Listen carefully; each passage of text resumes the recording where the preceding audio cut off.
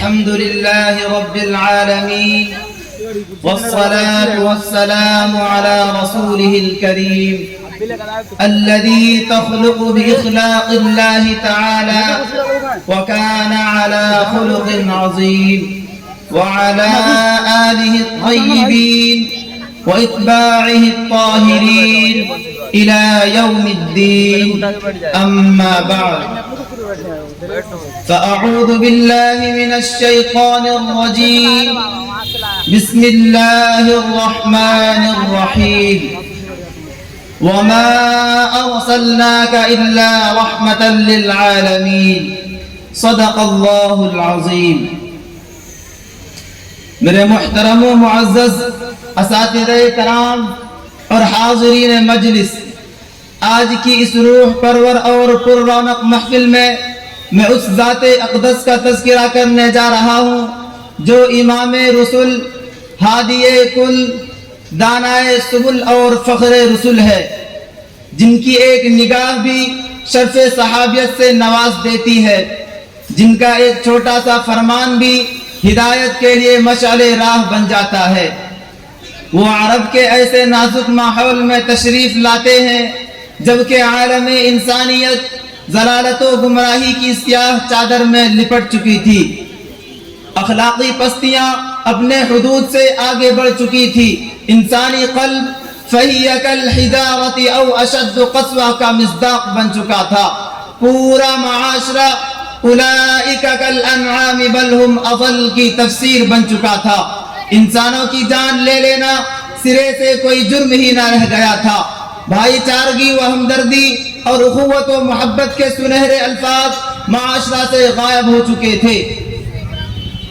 حق و باطل اور نور و ظلمت کے درمیان کوئی فرق ہی نہ رہ گیا تھا، پشتہا پشت کا بھولا ہوا ایک ادنا سا واقعہ کا تذکرہ بھی محبتوں کے خرمن میں عداوتوں کی آگ لگا دیا کرتا تھا، شہوت پرستی، عصمت دری اور دختر کشی سے پورا معاشرہ تنگ آ چکا تھا، زندگیاں اخلاقی بیماریوں کی جراثیم سے بالکل پلید ہو چکی تھی، پوری دنیا اب حیوانیت و درندگی کے آخری کنارہ پر پہنچ چکی تھی، ظہر الفساد فی البر والبحر کا ماحول ہو چکا تھا، غرض یہ کہ پوری انسانیت تاریکیوں میں بھٹک رہی تھی کہ اچانک روحانیت کا آفتاب، اصلاح و ہدایت کا ماہتاب ایک یتیم، ایک بے سہارا اور بے یار و مددگار، ایک معصوم بچہ آنکھیں کھولتا ہے، یہ کوئی عام بچہ نہ تھا بلکہ اسی کے لیے پوری بزم کائنات سجائی گئی تھی، یہی بچہ جوان ہو کر تخت نبوت پر جلوہ گر ہوتا ہے اور اپنی رسالتی آب و تاب اور چمک سے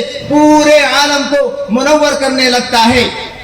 دیکھتے ہی دیکھتے اخلاقی دنیا میں ایک زبردست انقلاب برپا کر دیتا ہے، دور دراز علاقوں تک اس کی شہرت ہو جاتی ہے، خاص و عام ہر ایک انہیں صادق و امین کے نام سے پکارنے لگتا ہے، ابھی کچھ ہی سال گزرتے ہیں کہ وہ خدائے واحد کی دعوت کو لے کر اٹھ کھڑا ہوتا ہے اور پوری قوم کو ضلالت کے گڑھے سے نکالنے کی خاطر میدان عمل میں نکل آتا ہے۔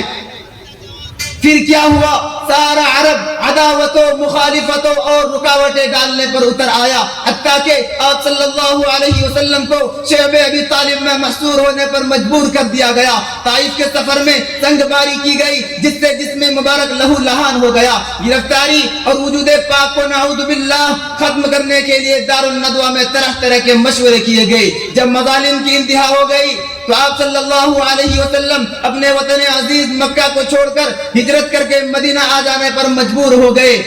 انصاریوں نے آپ کا ساتھ دیا، مہاجرین نے آپ کی مدد کی، مگر پھر بھی مخالفین خاموش نہ رہ سکے، آخرکار کبھی جنگ بدر کا واقعہ پیش آیا، کبھی غزوہ احد کی باری آئی، کبھی غزوہ خیبر و حنین عمل میں آیا، کیونکہ دنیا کا دستور ہے کہ باطل کبھی بھی حق کے روشن چراغ کو جلتے ہوئے دیکھنا نہیں چاہتا، اس کے حاسدین اپنی پھوکوں سے اس کی روشنی کو پھونک کر بجھانا چاہتے ہیں، مگر اللہ اسے روشن ہی کرتا چلا جاتا ہے۔ يريدون ليطفئوا نور الله بأفواههم والله متم نوره ولو كره الكافرون، یہ لوگ چاہتے ہیں کہ اپنی پھوکوں سے اللہ کی روشنی کو بجھا دے، جبکہ اللہ کو اپنی روشنی پوری کرنی ہے چاہے یہ منکرین اسے برا مانے۔ نور خدا ہے کفر کی حرکت پہ خندہ زن، پھوکوں سے یہ چراغ بجھایا نہ جائے گا۔ میرے محترم حاضرین، دنیا نے دیکھا کہ آپ صلی اللہ علیہ وسلم کی کیمیا تعلیم نے ماحول کی کایا پلٹ دی۔ ایک بگڑے ہوئے انسان کو دوسرا صحیح سالم انسان بنا دیا، قتل و خون کے خوگر کو پیام انسانیت کا مبلغ بنا دیا، شہر کے بت ساز کو بت شکن بنا دیا، خون خاری و بربریت کو الفت و محبت کی لڑی میں پیرو دیا۔ کل تک جو لوگ وَإِن كَانُوا مِن قَبْلُ لَفِي ضَلَالٍ مُبِينٍ کے سچے مصداق تھے، آج وہی وَالَّذِينَ يَبِيتُونَ لِرَبِّهِمْ سُجَّدًا وَقِيَامًا۔ کل تک جن کی زندگیاں بے حیائی و فحاشی، شراب نوشی و مدار خوری میں گزرتی تھی، کل تک جن کی راتیں بدکاری و عیاشی میں کٹتی تھی، آج انہی کی راتیں وَعِبَادُ الرَّحْمَنِ الَّذِينَ يَمْشُونَ عَلَى الْأَرْضِ هَوْنًا، کل تک جن کے لمحات خانہ جنگیوں اور پشت پشت کی عداوتوں میں بسر ہوتے تھے، آج وہی وَعِبَادُ الرَّحْمَنِ الَّذِينَ يَمْشُونَ عَلَى الْأَرْضِ هَوْنًا وَإِذَا خَاطَبَهُمُ الْجَاهِلُونَ قَالُوا سَلَامًا، اور رحماء بینہم کا عملی پیکر بن کر لڑنا جھگڑنا تو درکنار، اب اس قدر خاکسار و متواضع ہو گئے کہ ان کی ہاتھ پیر کی زیادتیوں اور بات چیت کی سختیوں کو کون پوچھے، ان کی رفتار و گفتار تک ان کی شرافت نفسی و بردباری کی شہادت دینے لگے۔ کسی شاعر نے کیا ہی خوب کہا ہے، تیرا ادنا سبھی خادم حیدر کرار ہے، پھول مرجھائے نہیں جس کے تو وہ گلزار ہے، علم و حکمت کا تو بے شک معدن اسرار ہے، رند بھی تیرا یقیناً وقت کا ابرار ہے۔ میرے محترم حضرات، بس خلاصہ یہ کہ اللہ رب العزت نے اپنے پیارے حبیب صلی اللہ علیہ وسلم کی ذات و صفات میں عدل و انصاف، اخوت و محبت، ہمدردی و غم گساری، حلم و بردباری، عنایت و توکل، ایثار و قربانی، رحم و کرم اور عفو و درگزر کے سارے اوصاف اس طرح اکٹھے کر دیے تھے کہ ان کا شمار کرنا بھی بشری طاقت سے باہر ہے۔